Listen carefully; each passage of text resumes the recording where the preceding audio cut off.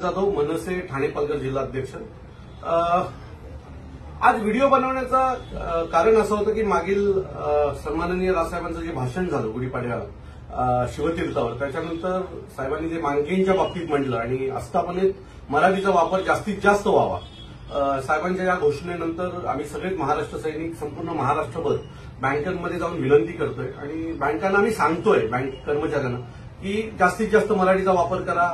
जे काही नियम आहेत, जे काही जीआर आहेत, एक जीआर असा आहे की स्लिपा देखील मराठीत असल्या पाहिजेत किंवा तुमचे जे अधिकारी आहेत, जो स्टाफ आहे, जो फ्रंट ऑफिस डेस्क ऑफिसला असतो, तो देखील मराठीत बोलणारा असला पाहिजे, तिथला वॉचमॅन मराठीत असला पाहिजे। या सगळ्या गोष्टी आम्ही त्यांना समजावून सांगतोय, त्यांच्याशी बोलतोय। पण अनेक ठिकाणी एक गोष्ट आम्हाला प्राखर्याने लक्षात येते, काही ठिकाणी काही बाहेरनं आलेले जे मॅनेजर्स आहेत ते अतिशय मजूरपणे आमच्या लोकांशी बोलतात आणि त्यांचं मत आहे की मराठी में बोलता नहीं, हमें आता नहीं, हम लोग बाहर से आए हैं।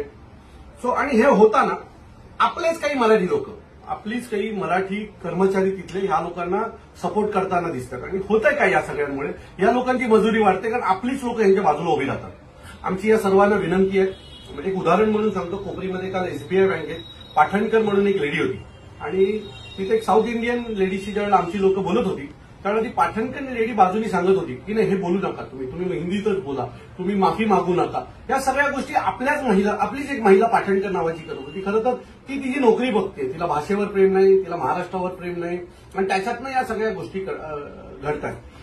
आम्ही महाराष्ट्रातल्या या सर्व मराठी माणसांना ज्या बँकेत स्टाफ म्हणून काम करतात त्या सगळ्यांना एक गोष्ट सांगतो की आम्ही हे सगळं करतोय का, आम्ही हे सगळं करतोय तर बँकेमधला मराठीचा टक्का वाढला पाहिजे। अनेक महाराष्ट्रात अनेक शिकलेली मुलं ती आज बेरोजगार आहेत, बाहेरनं कोणीतरी युपीतनं येतो, बिहारमधनं येतो, त्याला नोकरी मिळते, पण इथे स्थानिक जो मुलगा राहतो त्याला ह्या नोकऱ्या मिळत नाही, त्यांना या नोकऱ्या मिळाल्या पाहिजेत। जर मराठी भाषेचा वापर वाढला तर आपल्या मुलांना संधी मिळणं वाढेल। ह्यात आमचा स्वार्थ नाही, यात माझी बायको, माझा मुलगा, माझा भाऊ कामाला लागणार नाही, राजसाहेबांच्या घरातलं कोणी कामाला लागणार नाही किंवा आमच्या कुठल्याच महाराष्ट्र सैनिकांच्या कोणी लागणार नाही, पण आपल्याच महाराष्ट्रात मराठी एखादा तरुण लागला तर वावगं काय।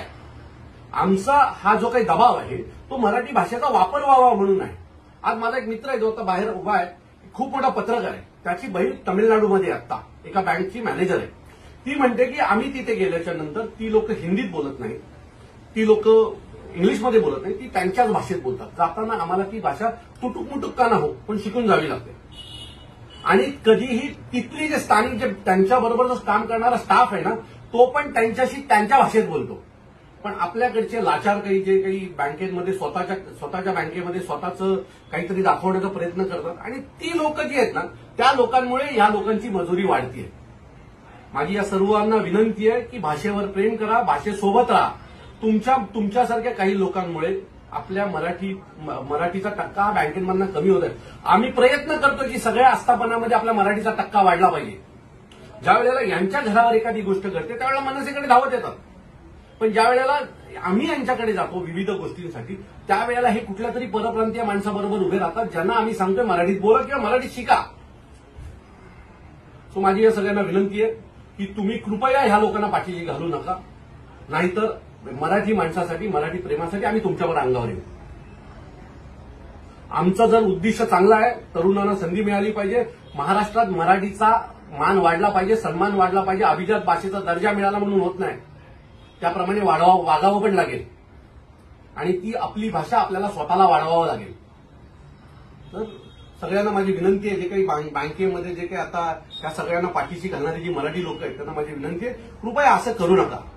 तुमच्यामुळे उद्या 10 तरुण मराठी मुलांना जर नोकऱ्या मिळणार असतील ना तर त्या मिळणार नाहीत, कारण यांची मजुरी वाढत जाणार। त्यांना माहिती आहे आम्हाला माहिती आहे छत्रपती शिवाजी महाराजांकडे पण फितूर होते, आताही काही फितूर आहेत, तर ते फितूर तुम्ही नसावेत एवढीच आमची तुम्हा सगळ्यांकडनं अपेक्षा आहे।